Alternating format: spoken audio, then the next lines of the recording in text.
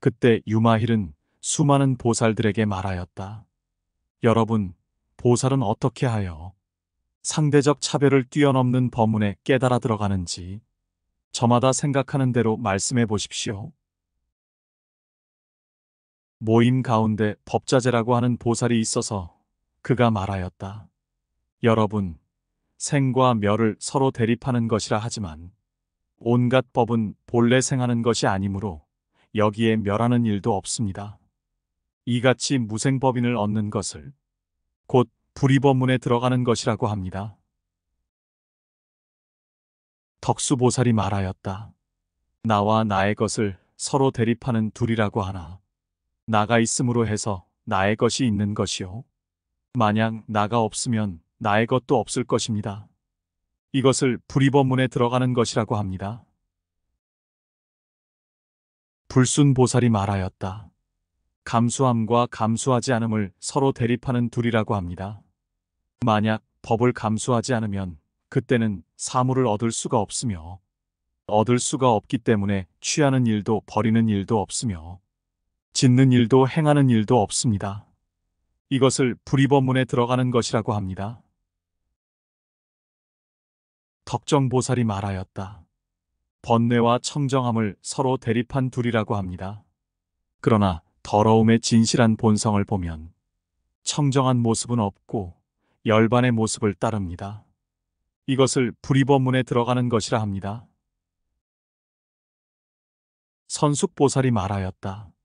마음이 움직이는 것과 아상을 가지고 그 모양을 파악하는 것을 서로 대립하는 둘이라 합니다. 마음이 움직이지 않으면 곧 아상으로 파악하는 일도 없을 것이며 아상으로 파악하는 일이 없으면 곧 분별이 없는 것이므로 이 경지를 잘 통달한 것을 불이법문에 들어가는 것이라고 합니다. 선한보살이 말하였다. 하나의 모습을 가진 것과 아무런 모습도 갖지 않는 것을 서로 대립하는 둘이라 합니다.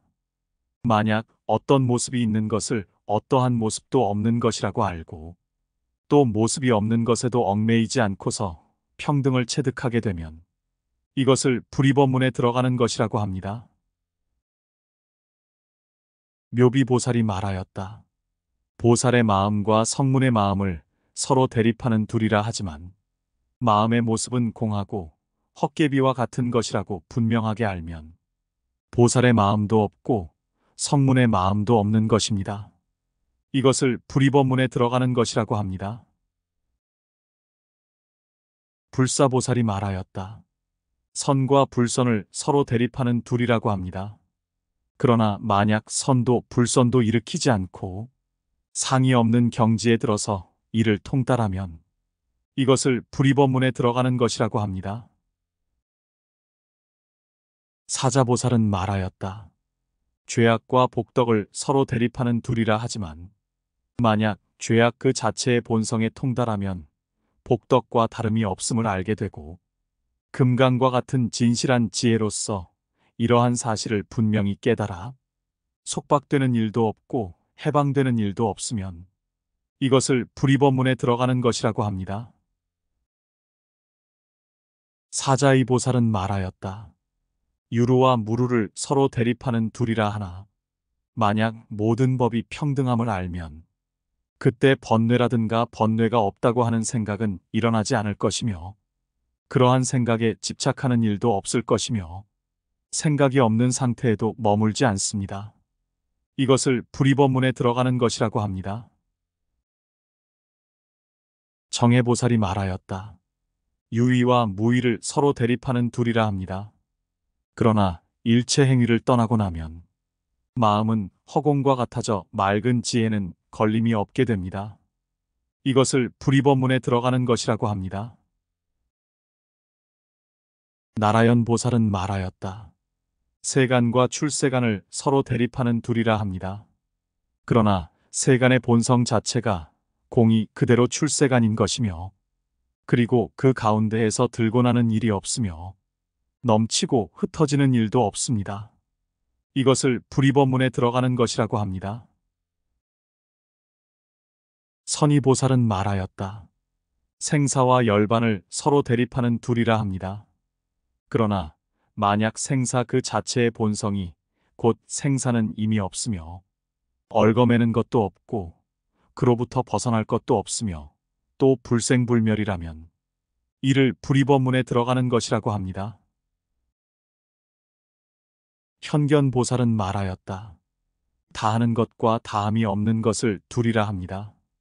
그러나 사물이 만약 끝내 다하고 만약 다하지 않는다고 해도 모두 다한 모양은 없습니다. 다한 모양이 없는 것은 곧 공이며 공하다면 곧 다한다든가 다하지 않는다고 하는 모양은 없습니다. 이것을 불이법문에 들어가는 것이라고 합니다. 보수보살이 말하였다. 아와 무아를 서로 대립하는 둘이라고 합니다. 그러나 아를 얻을 수 없는데 하물며 비아를 어떻게 찾아내 얻을 수 있습니까?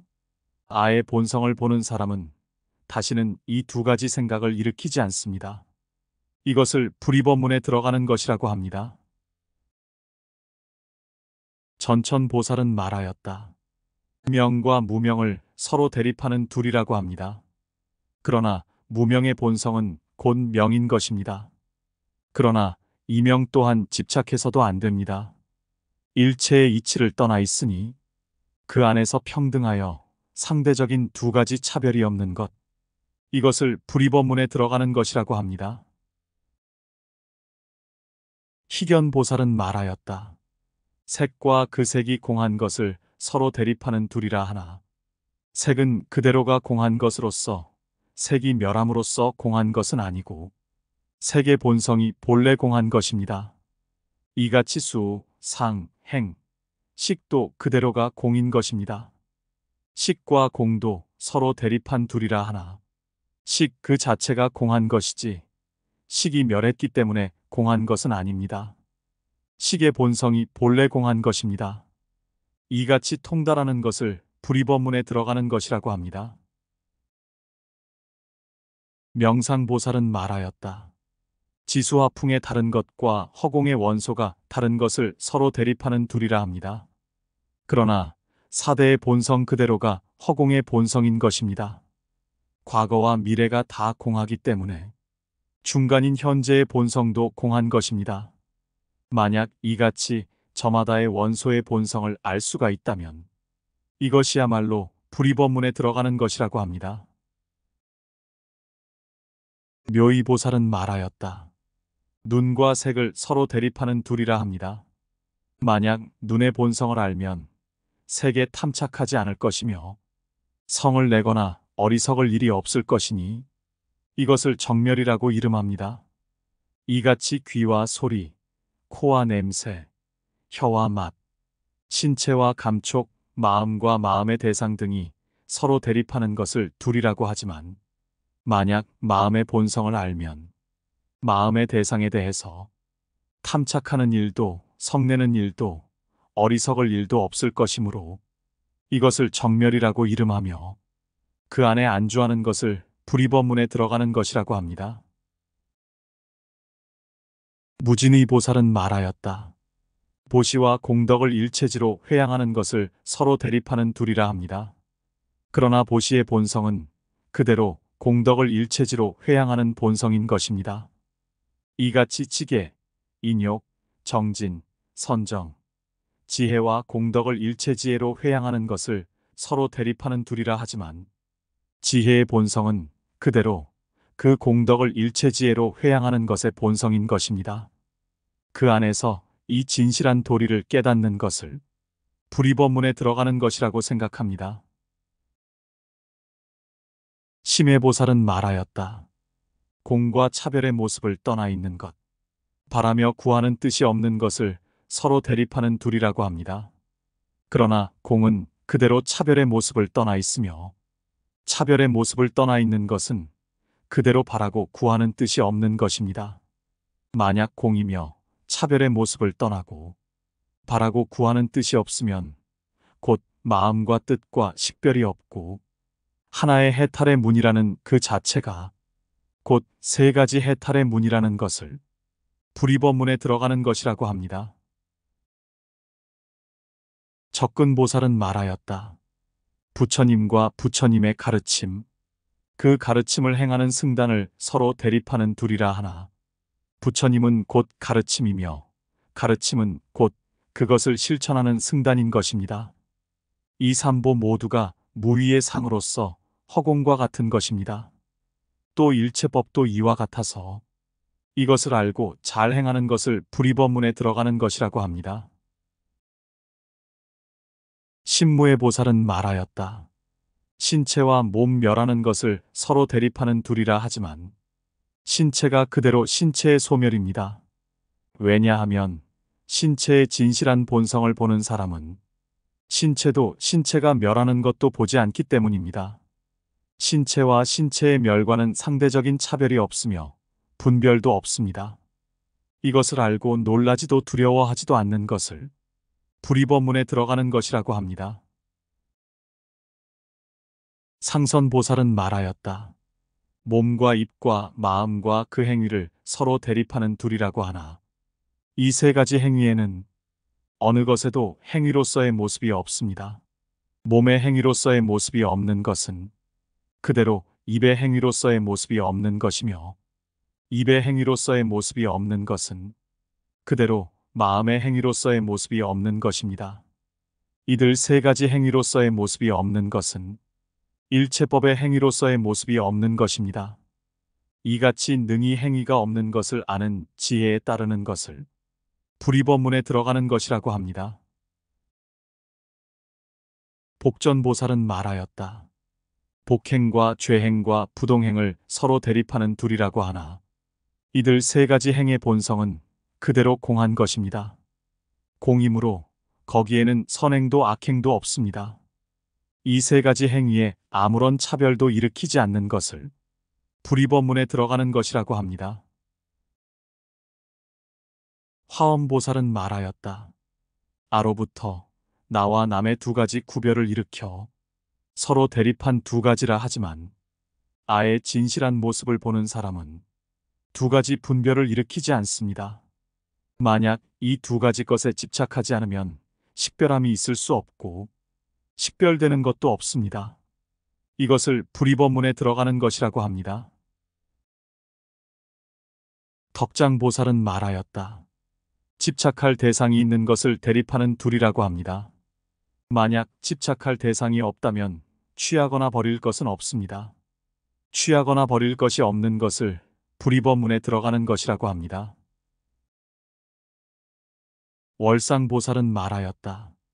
어둠과 밝음을 서로 대립한 둘이라고 하나, 어둠도 없고 밝음도 없으면 둘도 없습니다. 왜냐하면 예컨대 모든 마음의 작용이 다해버린 적정한 삼매의 경지에 들면 어둠도 없고 밝음도 없는 것과 같이 일체법의 모습도 그와 같기 때문이니 그 안에서 평등하게 깨달아 들어가는 것을 불이법문에 들어가는 것이라고 합니다. 보인수보살은 말하였다.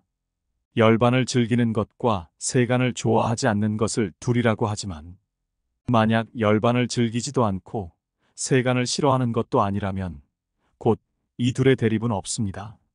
왜냐하면 번뇌의 속박이 있으면 해탈이 있어야 할 것이지만 만약 본래부터 속박된 것이 없다면 그 누가 해탈을 구하는 사람이 있을 수 있겠습니까? 속박도 없고 해탈도 없으면 곧 좋아하고 싫어하는 일도 없을 것입니다. 이것을 불이법문에 들어가는 것이라고 합니다.